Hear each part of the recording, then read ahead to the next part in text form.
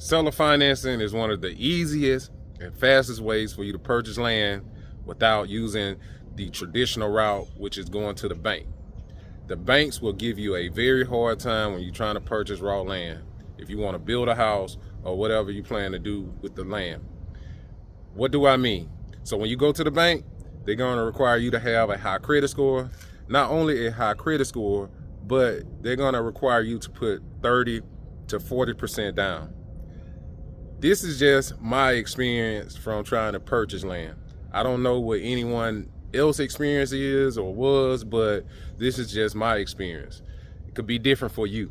But when I tried to go to the bank and get a loan for land, it was very hard, and I had a high credit score, and they just require a large down payment, and it was just a lot of requirements, and some banks wouldn't even do it at all.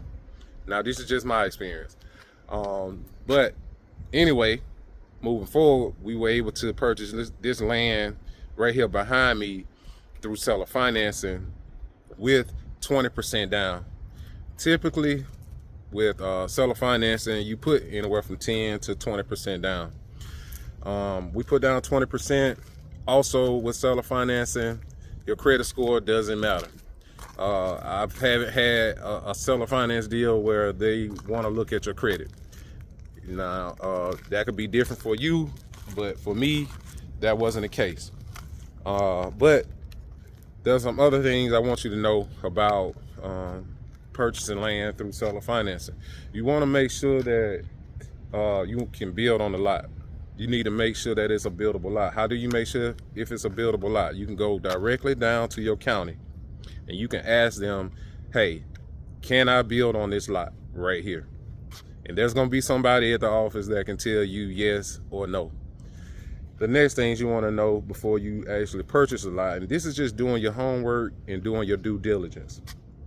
You want to make sure that, you know, if it has a perk test or a soil test, that way you know if the soil is contaminated and what you can do on it. Okay, that's going to tell a story as well. Survey. You need to get a survey done. And you want to do this, or you can do this after the fact, because if they don't have a survey on the property, some people have these documents are readily available, but if they don't, you will have to have these things performed before you can move forward. Okay, so we building our dream home right here on this lot right here, you guys see, and it's a nice size lot, you know, very nice size lot. You see the red ribbons on the trees, that means we can cut those trees. Those trees are being removed. And also, you can see where the property line starts at right here. This is part of the survey. And it goes all the way up to that arrow at the corner and runs all the way down. Pretty nice size lot. But before we purchased this lot, we went to the county. We made sure that we could build on it. We found out and made sure that it was zoned to build. So it was zoned to build on it, residential. So you need to know if it's zoned residential or commercial. That's important as well. And so once we found those things out, we did our homework, we did our due diligence. On this property right here, they already had a soil test, which was perfect because we didn't have to have a soil test performed. And then also on this lot, it's a septic tank. So you need to know if it's on a septic system or a sewer, because for a lot of people that makes a difference. It makes a difference if, you know, they're on septic system or sewer system. So when you're going through these process, just make sure that you do your homework, do your due diligence, close with an attorney, and you definitely want to make sure that, you know, there's no encumbrances on the property. Make sure you get title insurance, because you just never know, guys, when you're doing these things. So don't just swap deeds between each other from the seller to the buyer. Just go through a traditional process of closing the deal out. That way you won't waste your money and get ripped off, you know, in the end. And as you can see, we have the silt fence installed. This is per the county code.